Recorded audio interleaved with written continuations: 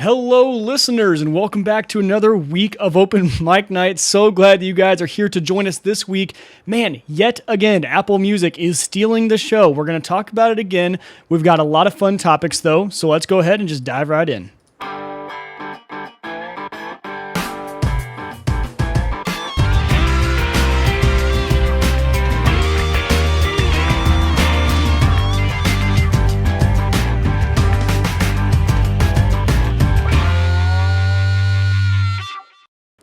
Alrighty, welcome back to Open Mic Night. 3 times, third time's a charm.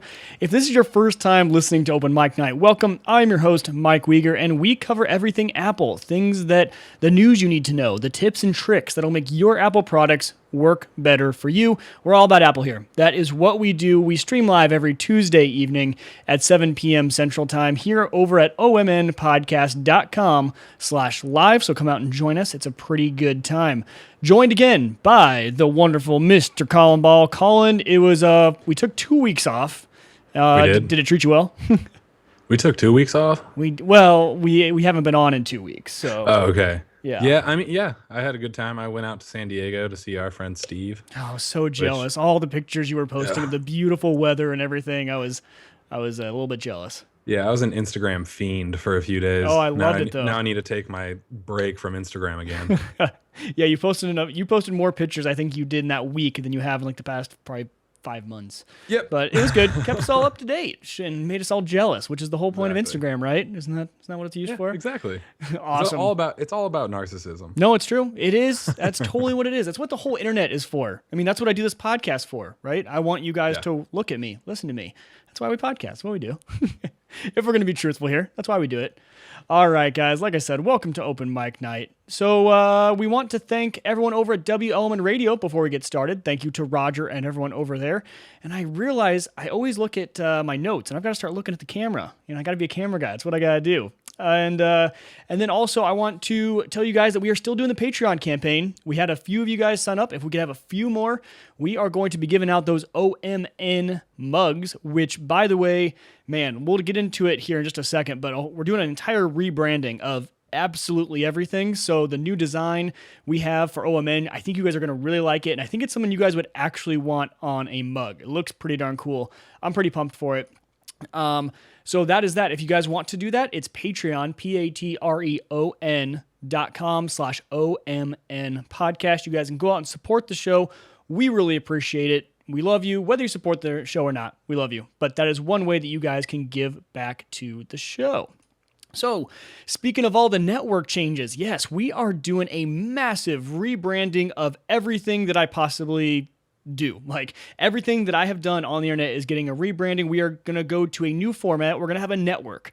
Pretty much because I want to be able to start new podcasts. I want to be able to do stuff like that. I think a network page is probably the easiest way to do that. And so I've been working with 2 branding people that are close to me, and they have been working with me on a new name for that network, a new logo. We actually have it. We have all the domains. I'm not going to tell you guys about it yet, just because I kind of want to do it all at once. Don't want to confuse anyone. We're not changing over yet, but hopefully by the time that next week's show airs, we will be all switched over to the entire new network format. But just to let you know, that is something that is coming down the pipeline. I'm super stoked about it. And we have a new podcast that's going to be launching here at the end of the month. It's another solo one with me, but one I'm pretty excited about. Not one I'm ready to talk about yet, because the last time I told you guys about a new podcast, it never happened. Suits and Scrubs has not happened yet. That was supposed to launch back in January, and we have nothing so far. So no Suit and Scrubs yet, but not to say that it won't happen once we launch under this new network. So that is all of the fun, new, interesting stuff going on here with Open Mic Night. So let's go ahead and just jump right into the news. And like I said, sadly, Colin, we tried to get rid of it, and last week we complained that it took over the show again. Apple Music, we can just not get away from talking about it, right? Nope. Yeah. Nope, not at all. And sadly, what we have to do this week is we have to eat crow real bad. Well, at least I do. I don't know about you. I haven't talked to you about this yet, but I was all about how just this whole Apple Music thing is going to be a big, pretty much pile of nothing. And I have to admit that there are certain aspects of it that I really like, some that I'm okay with, and actually not too many that I dislike. So and I called that. I said a few weeks ago, I said, hey, give us a few weeks when it's actually released and maybe we'll change our minds. So we're not totally changing our minds, but there are definitely some aspects that we really like. So let's go ahead right into it.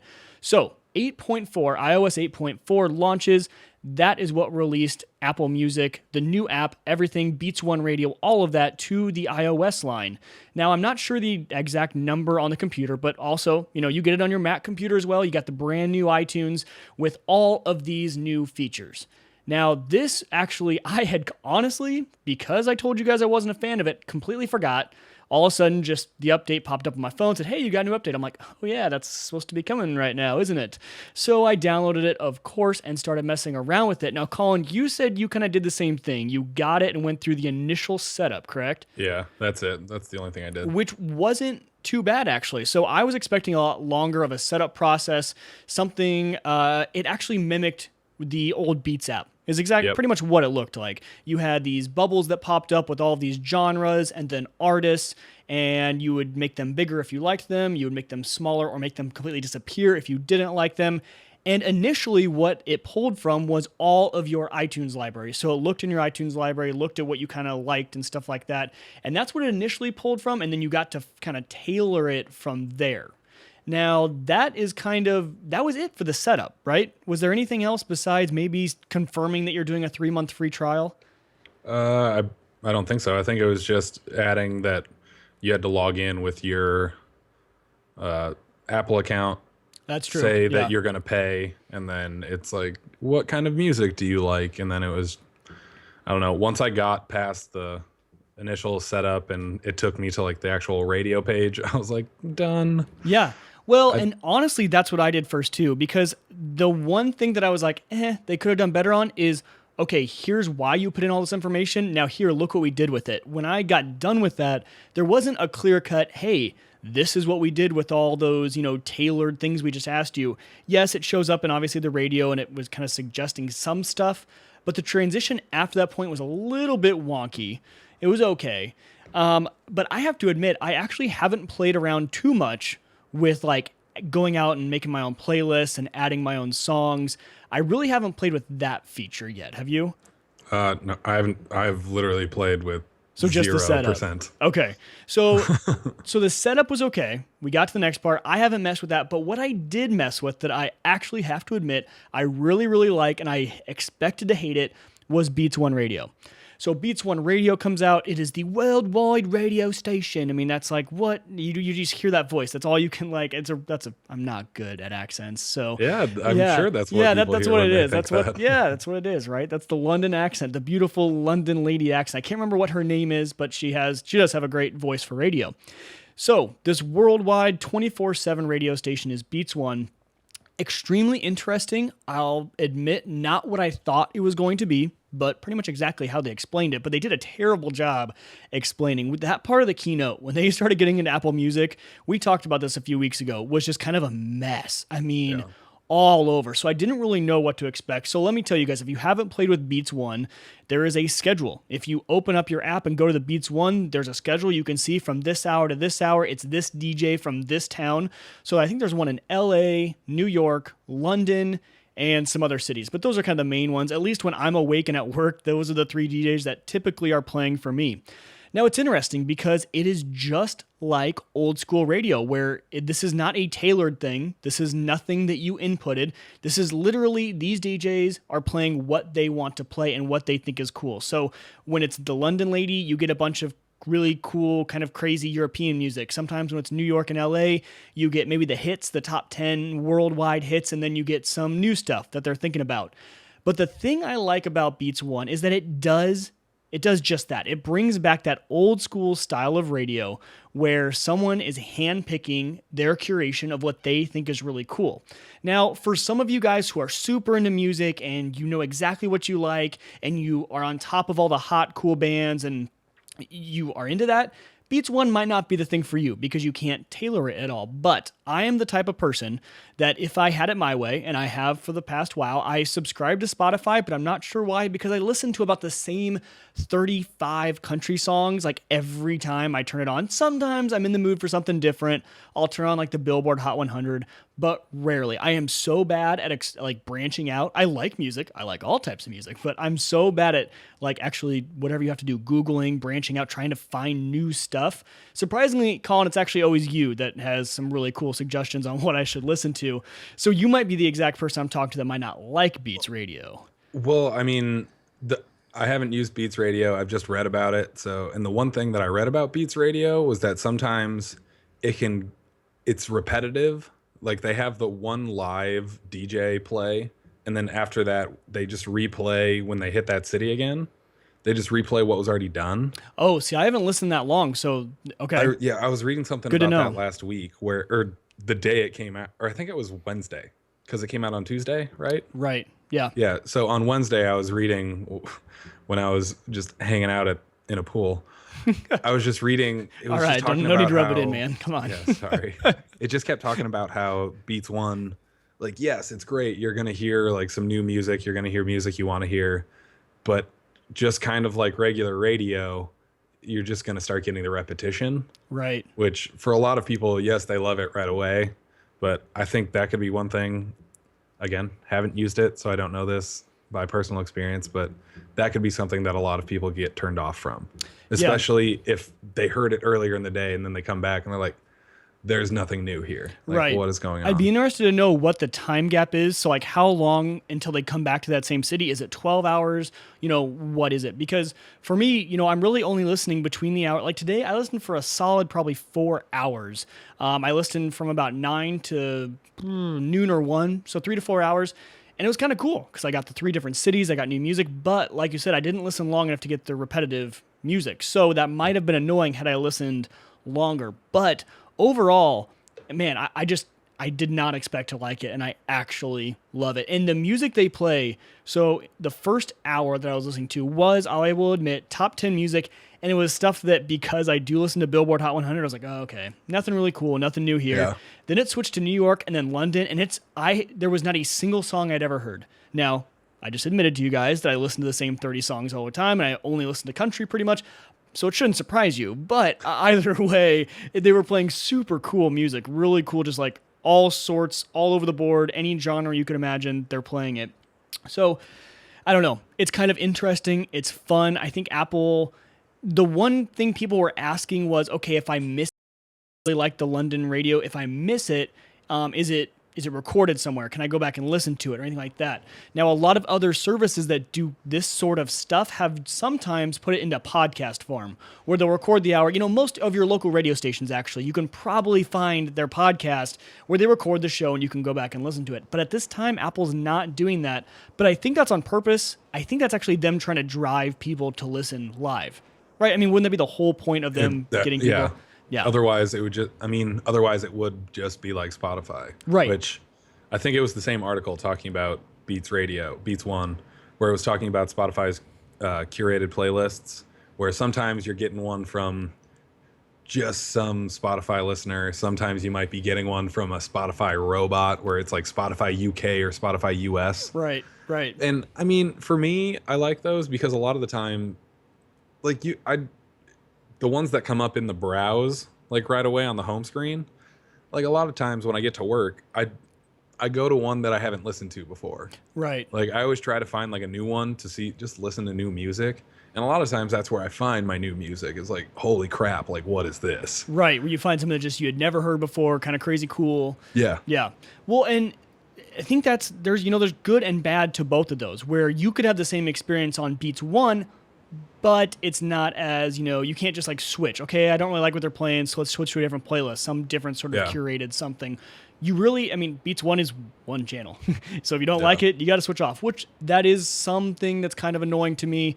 But that's honestly because we've been trained, like you just said, to Spotify and Pandora, where when we don't like it, we just switch. We skip, Yeah, so I was finding myself going back and forth between my Spotify playlist and Beats One, but I stayed on Beats One for quite a while before I ended up switching off because I think it was a bunch of like techno stuff, which wasn't jiving with me at work. I would love maybe Yeah. at home, but not when I'm trying to do legal stuff. Those just don't, Yeah. they don't mix too well when you're trying to do that. So yeah, so we will see. Colin, I think you and I should maybe give it one more week. And I'm going on a road trip this weekend. So with some other people that are going to be in the car. So I might try out playing Beats 1, seeing what everyone thinks, seeing if it's kind of a good mix that everyone can just agree on, because we're all into very different types of music. So I'm interested to see with traveling with it, things like that, times where I really listen to a lot of music.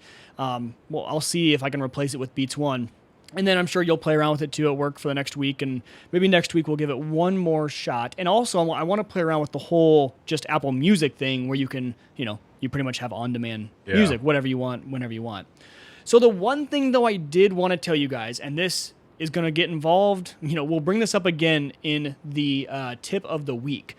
But so there is kind of this confusion out there because before what Apple had and what they still have actually is iTunes Match. So iTunes Match has been around for a few years. I use it. It's about $25 a year. And what iTunes Match does is it says, hey, let's look through your iTunes library. Now you have access to that in the cloud. So any music that matches stuff that we have will actually give you the higher bitrate version of that, and you can have a better sounding quality version. And anything we don't have, if you have music from your, buddy's band, we'll upload that into our cloud, and you can have access to it everywhere. Now, iTunes Match and Apple Music are different, but you can have them both running at the same time.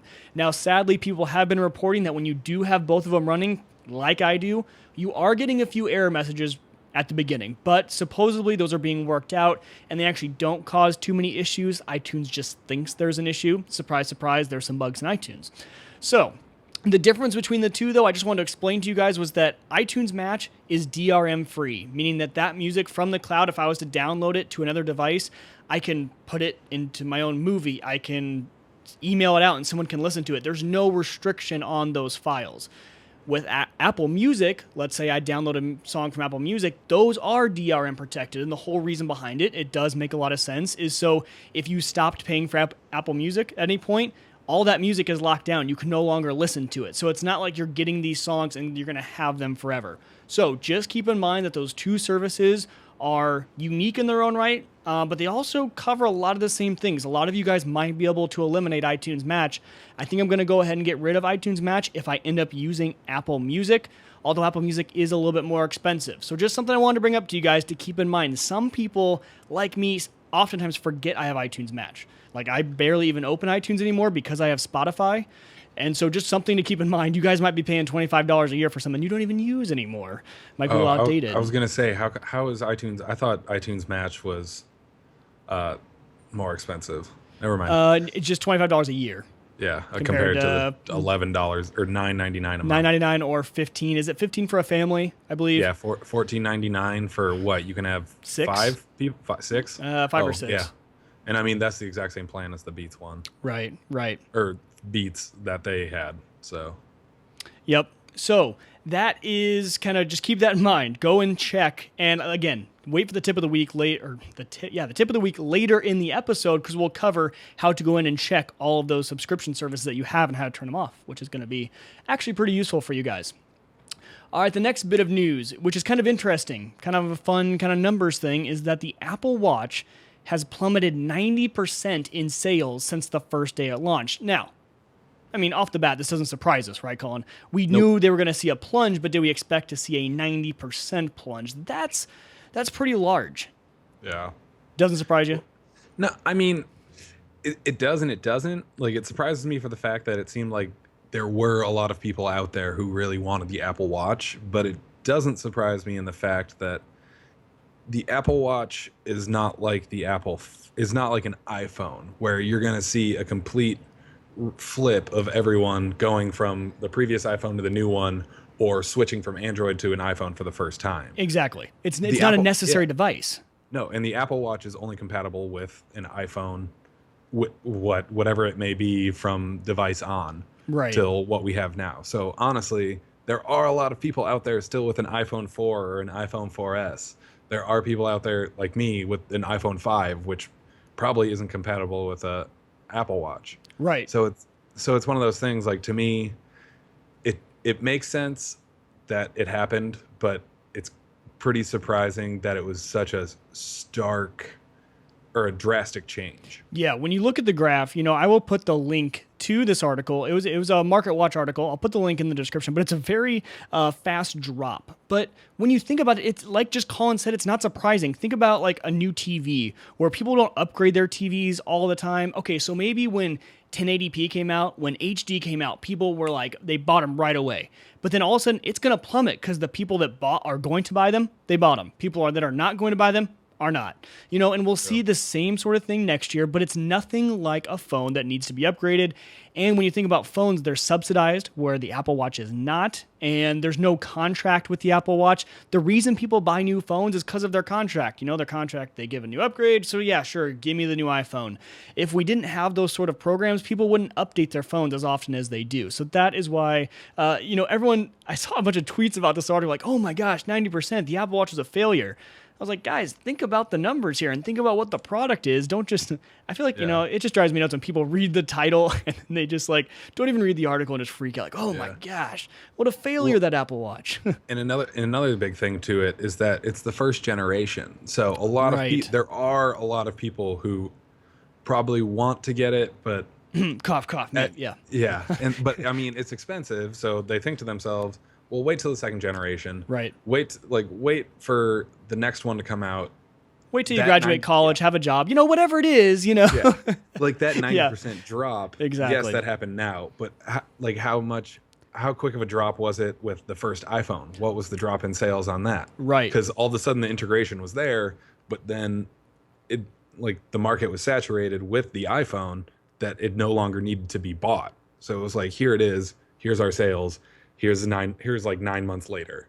Exactly. So, it's nothing to worry about. They're still going to be doing just fine. And we say it dropped by 90%. They're still selling 20,000 units a day. 20,000 units a day of a device you don't need is pretty darn good. And they were selling over 1 million a day when it first launched, and then it started to drop from there. So what's the base price of one? I think $349. $349 is the base. $349. So that is the small version of the sport watch. So for $50 more, you get the bigger size, which is the one you and I were talking about that we would get. So that's gonna be about $400 for a guy. $400 is probably your entry point. You probably can't go with the smaller watch if you're a guy and you have big wrists or whatever it is. Yeah. So if they're selling like the entry point model, if all 20,000 are the entry point model, they're still making $7 million a day. Right. Who cares?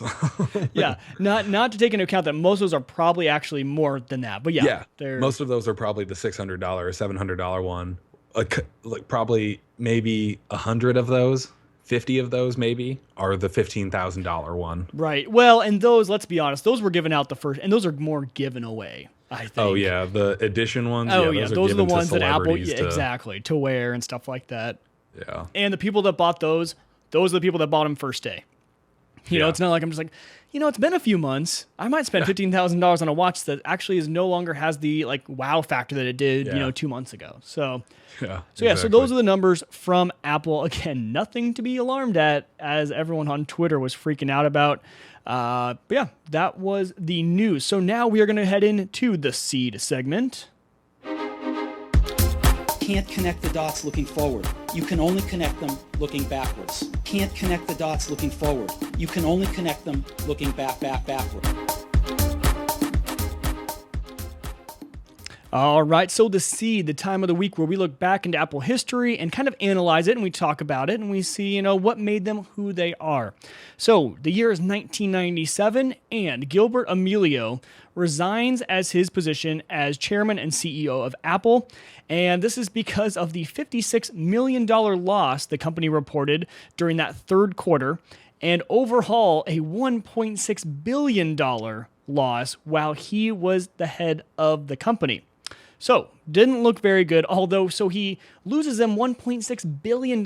They still actually give him a pretty handsome payout. They paid him $6,731,000 to leave, and that was minus $1.5 million as a partial repayment of the loan that he had racked up, and but they also gave him 130,000 shares of stock, and hopefully he held on to those because that would be worth actually more than all of this today, and an additional bonus of $1 million. So there's a lot of different parts that made up him leaving, But in 2001, Emilio went on and became a senior partner at Sienna Ventures, which is an investment firm in Sausalito, California.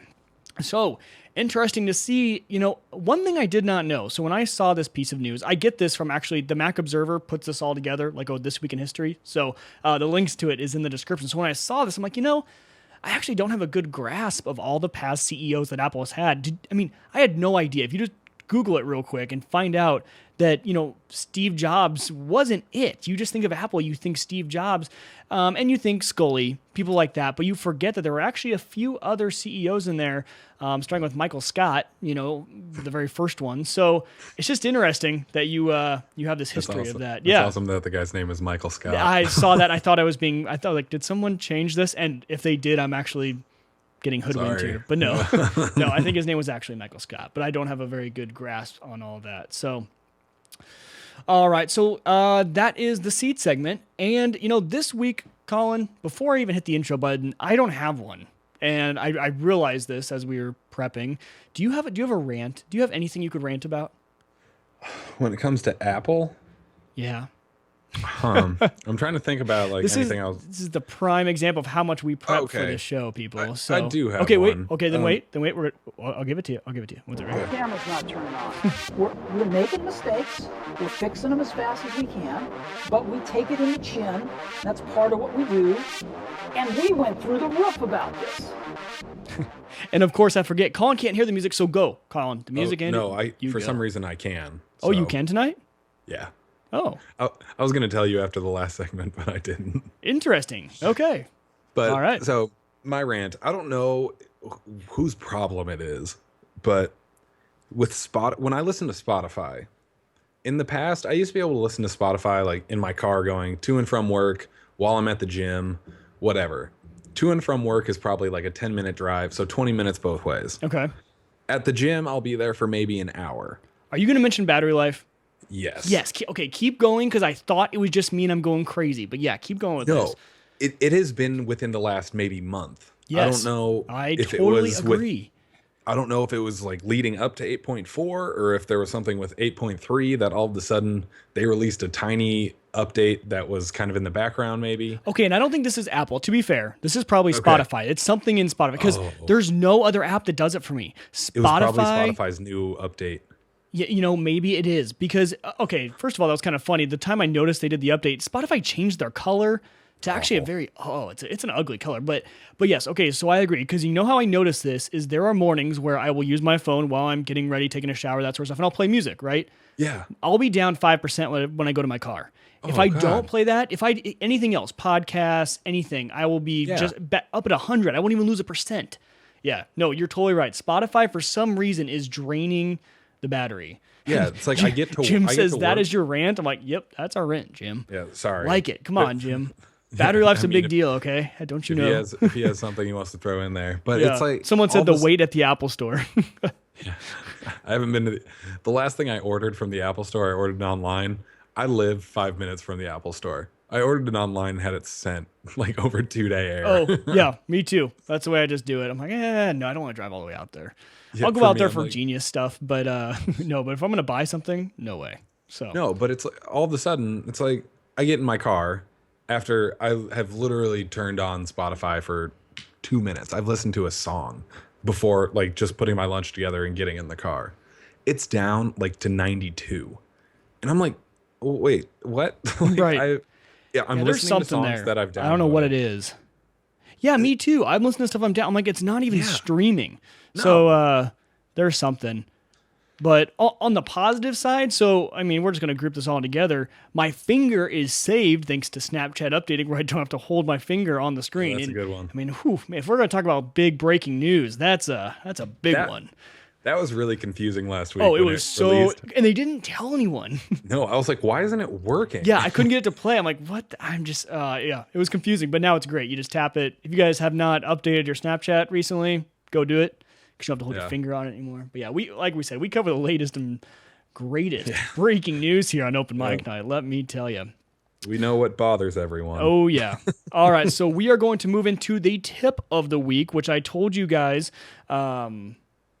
which I told you guys was related to what we talked about earlier with the subscription services that you guys have on your iTunes account. So I'm going to walk you guys through something real quick. If you guys want to know what subscription service that you are subscribed to, like iTunes Match and Apple Music, there's a place you can go to edit all these. And the reason I'm telling you guys this is because if you guys opened up Apple Music and you signed up for that 3-month free trial, at the end of that 3 months, you're going to be charged to continue the service whether you like it or not. So when you do this, the little tip that I have for you guys, you can actually turn off the auto renewal. So I'm sure a lot of you guys have already done this. You know, there was kind of a couple articles out there, but in case you haven't, go in and do it, because even if you do plan on continuing on, at least if you get to the 3 months, at least it'll have to prompt you before it charges you. You know, it's always good to have that as a reminder.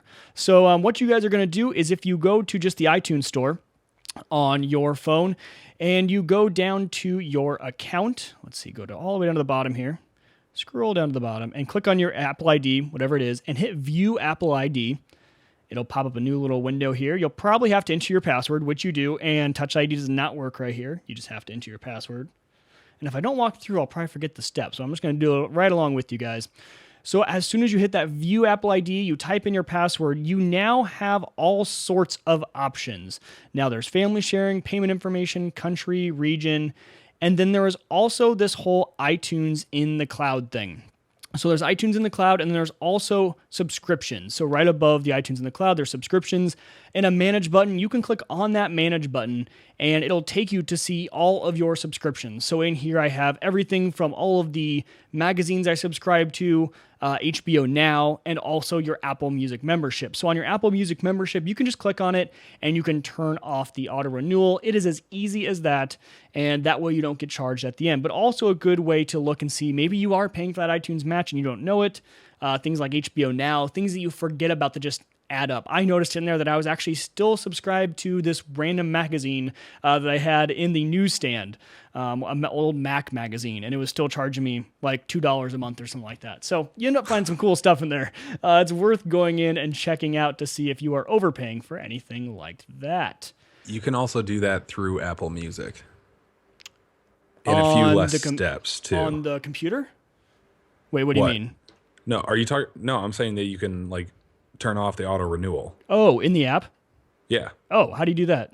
So in the app, when you open the app, up on the top left corner, it's that little like silhouette of a person. Okay. Of a perfect. head. Yep. Click that. Same thing. View Apple ID. Put in your password, and then the first line you'll see is, or like one of the first things you'll see is manage. There you go. Perfect. Yep. Those will both get you to the same spot, but Colin's is actually one step less. So there you go. You're welcome. No, thank you. Always keeping us going here, Colin. I like it. Gosh, sometimes, Colin. Okay, we're gonna move into. I have to be the know-it-all. I know. That's why I bring you on the show. That's why I like it. All right, let's move into our picks of the week. It's the picks of the week, baby.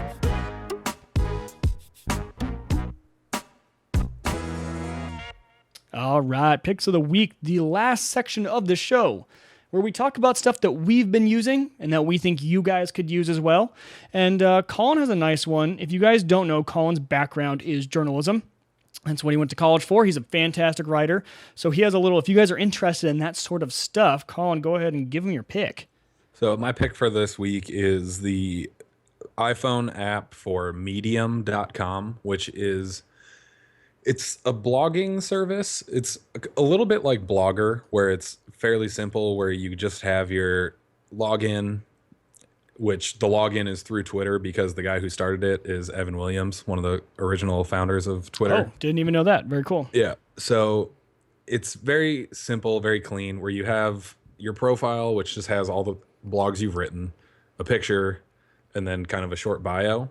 And then from there, every blog looks relatively the same. I think I haven't figured out how to add images to like a feature image, but all of the blogs, it's on a white background, black text. Very easy to read. Very easy to awesome. read. And here, I'll open and the nice part is the app just brings you to your home, which is like things you follow.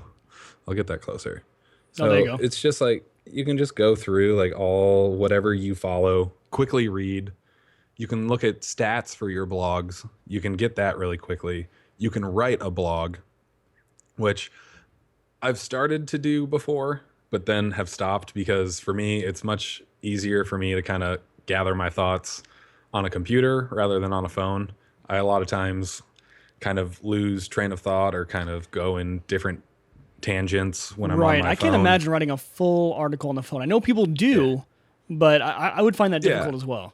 No, I've written really long things in like my notes before, but for me that's a lot easier because I'm not trying to like make sure things sound all right. Like when it's in my notes, I'm just kind of like stream of thought. I try to at least gather myself when I'm writing a blog. Right. But for me, like I've had a Medium profile for a little over a year and a half now, almost 2 years, I think. And I'm trying to start using it more, trying to blog more, trying to write about my life, which is both really frightening and somewhat enjoyable. You really get a good jump in the mind of Colin, which is a fun place to be. It's actually pretty entertaining if you sometimes you like it. Sometimes fun, sometimes like this kid needs like something. like But either way, it's just fun. But yeah, so a good app nonetheless for both reading and creating. So yes. Awesome stuff. So that is Medium. I access it via the web. I haven't used the app yet, but I think I might give the app a try. Usually I'm at work and like on a computer and kind of have something up while I'm doing something. So that's usually when I use it, but might give that a try. All right, so my pick of the week is something you guys all know about. You've definitely heard about, but I just don't know if maybe you guys are not updated on the pricing. So the Adobe Creative Cloud, as you guys know, Adobe moved from selling all of their products individually and also selling them as packages to pretty much a subscription service. So the pricing, though, is what I did not realize was so affordable, especially if you are a student or a teacher. So originally, I had never gotten into the Adobe suite. My mom uses it. She's a graphic designer, so I've always kind of messed with it on her computer, but I never had it for my own computer, mainly because those apps were so expensive. I mean, we're talking thousands of dollars here if you want those applications.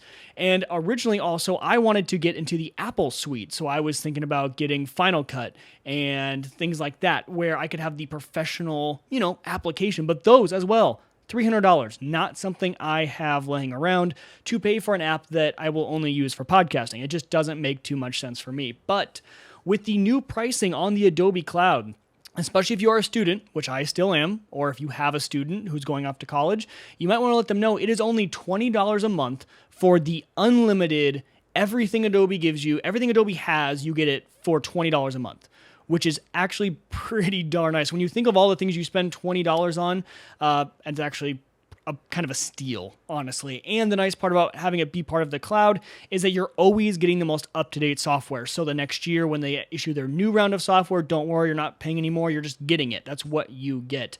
So the normal price, if you want the everything all-you-can-eat package, I believe is $50. I may be wrong on that, but I think when I was looking, it's $50, which still isn't that bad. So even if you're just someone wanting to play around, the nice part is it's no commitment, so you can sign up and let's say I want to just, I'm not sure if I'll be a big, because what I wanted it for was Adobe Audition. So for editing podcasts, I wanted to get into more, making our voice sound a little bit better.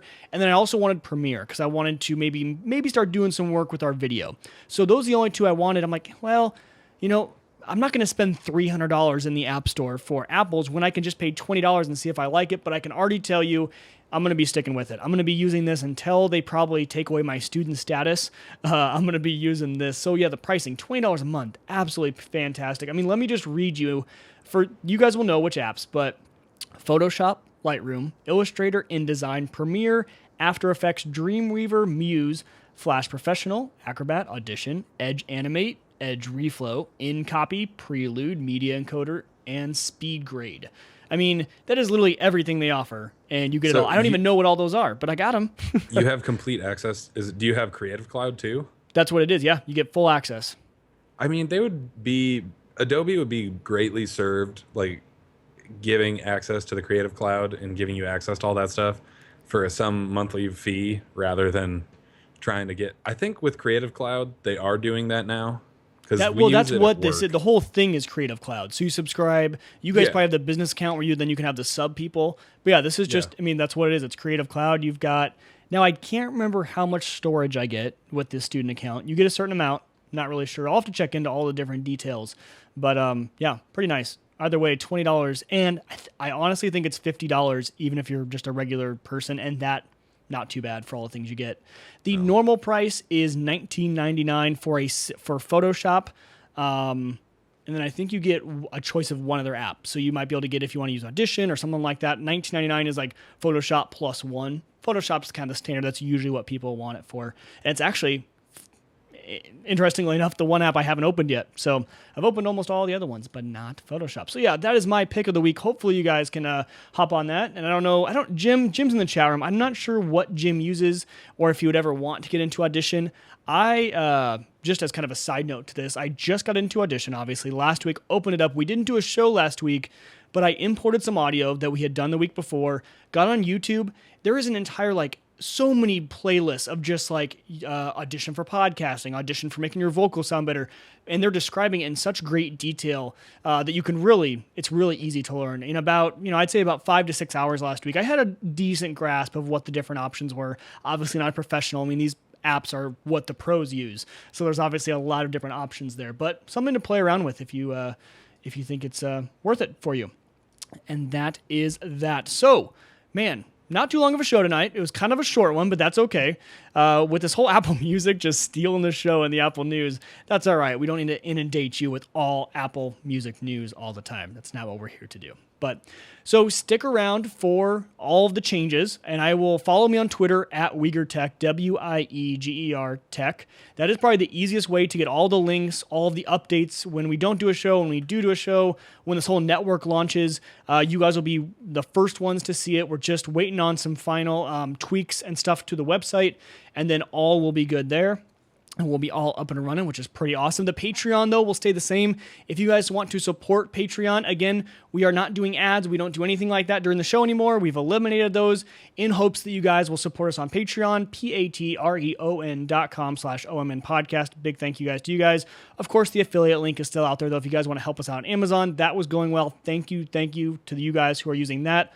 We love it. You guys can catch me on Thursday nights over on Mr. Jim C in the chat room, as he is known over here, but Mr. Jim Collison over at theaverageguy.tv. We do that show, we do Home Gadget Geeks over there Thursday nights at 8 p.m. Central Time, which is 9 p.m. Eastern and 6 p.m. Pacific. Thank you, Colin. You were just out there. That's why you're so hip on the time change thing. But yeah, omnpodcast.com, that's where everything else is. We will see you guys next week. Colin, any closing words, final remarks, things you want to get out into the world?